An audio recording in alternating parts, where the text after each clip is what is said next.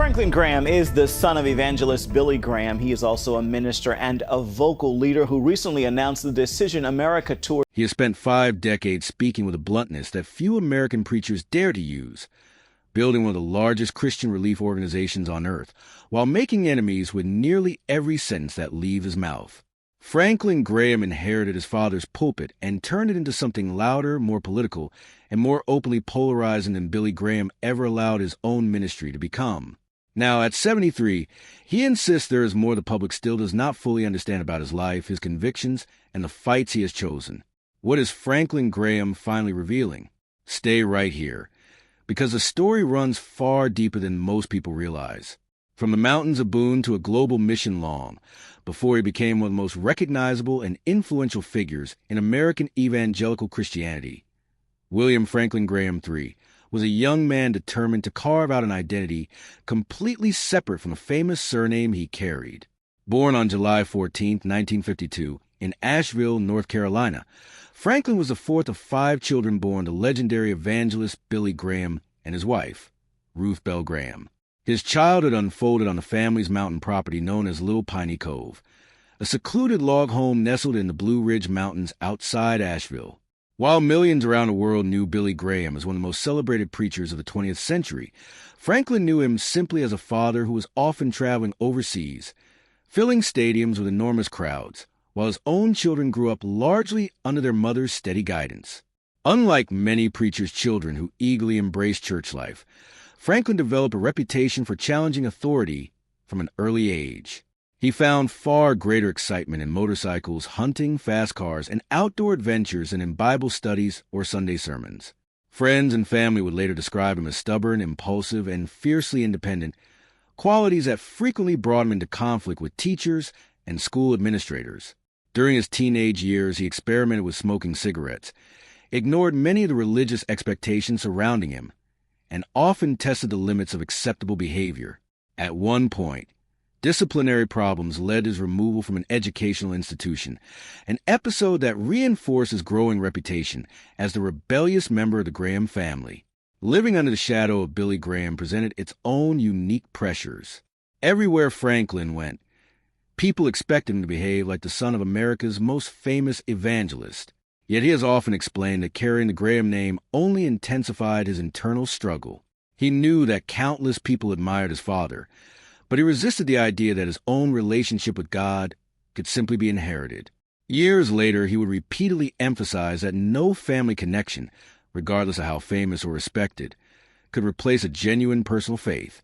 That conviction became the central conflict of his youth and would eventually shape the message he preached throughout his ministry.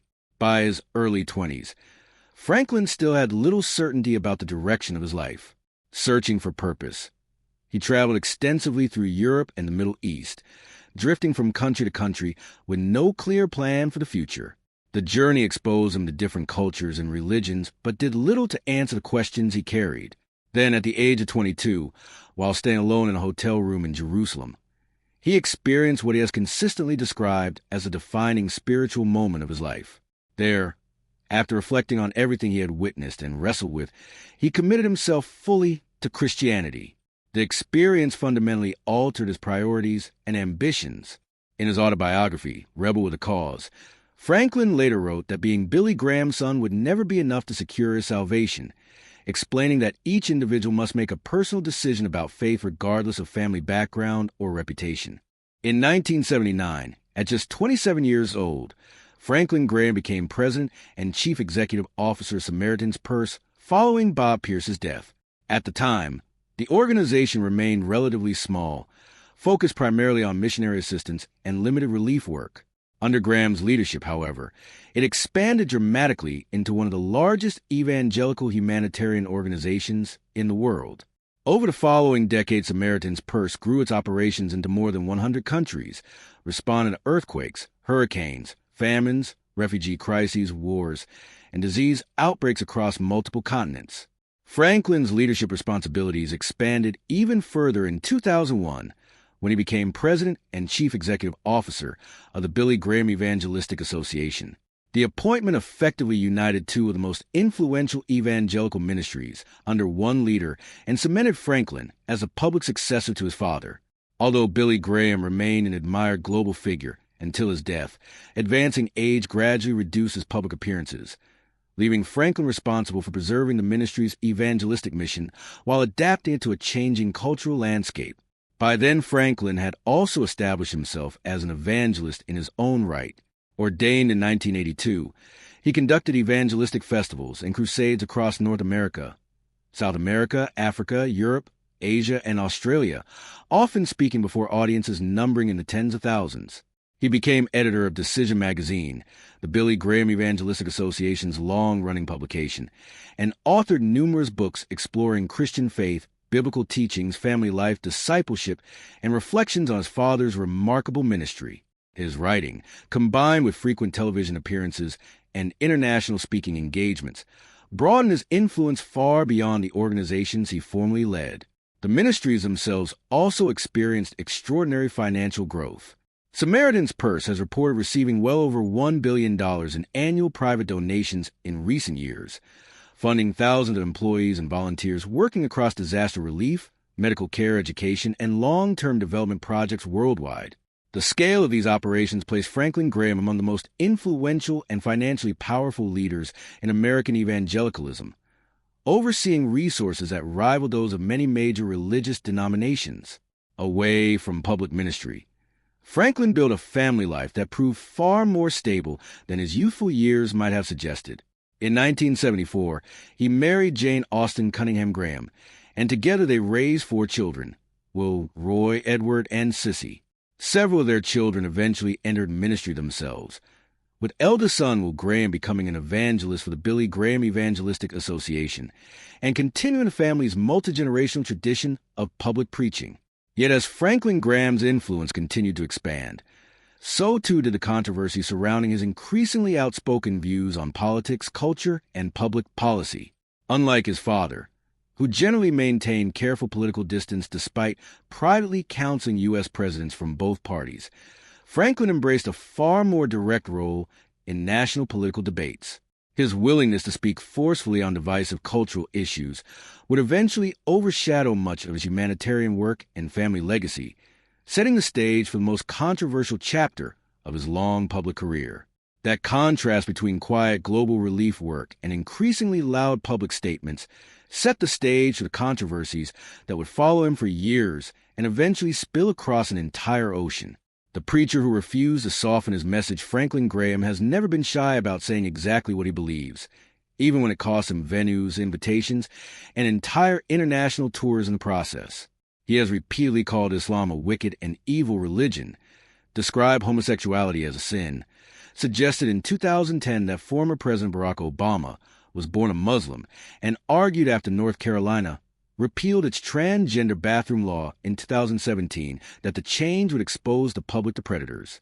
Those remarks followed him across the Atlantic in 2018, when his planned Festival of Hope tour of the United Kingdom drew a petition from more than 8,000 residents in Blackpool and calls from the Muslim Council of Britain urging the Home Office to deny him a visa entirely on the grounds that his statements amounted to open bigotry. The controversy only intensified 2 years later. In 2020, every single venue booked for a planned summer tour to the UK, including arenas in Liverpool, Sheffield, Glasgow, Newport, Milton Keynes, Birmingham, and Newcastle, canceled his bookings after sustained public backlash over his comments on Islam, and the pattern of visa disputes was not confined to Britain, either, and it followed him into his 70s. In late November 2025, the Indian government denied Graham a visa ahead of a planned appearance in Kohima, the capital of Nagaland, where he had been invited to mark more than 50 years since his father preached in the same region. The cancellation drew sharp criticism from Nagaland's chief minister and several Christian organizations in the state, who called the decision selective and deeply hurtful, while observers noted that Graham had previously drawn criticism in India for dismissive comments he once made about Hindu deities.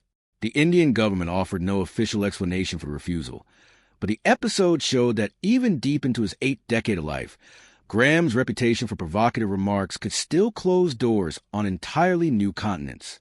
While those disputes over visas and venues were unfolding overseas, a very different kind of crisis was developing much closer to home, one that had nothing to do with public opinion and everything to do with his own body.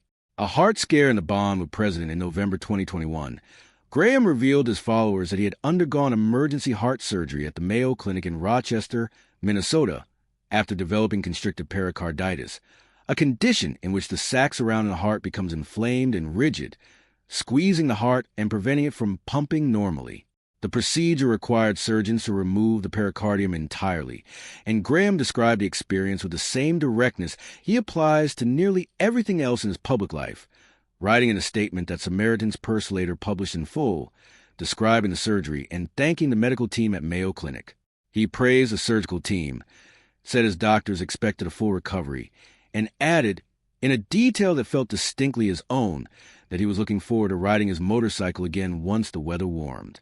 There was no dramatic cliffhanger in his account, only gratitude and an expectation that he would simply keep working, which is exactly what he did in the years that followed. That resilience carried directly into the political alliance that has increasingly defined his public identity over the past decade. Graham delivered the invocation at Donald Trump's second presidential inauguration in the Capitol Rotunda in January 2025, standing before the nation just months after praying for Trump at the 2024 Republican National Convention in Milwaukee, where he told the crowd that God had spared Trump's life following an assassination attempt earlier that summer, remarks that PBS captured on video alongside his comments crediting Trump for appointing the conservative Supreme Court justices behind the reversal of Roe v. Wade.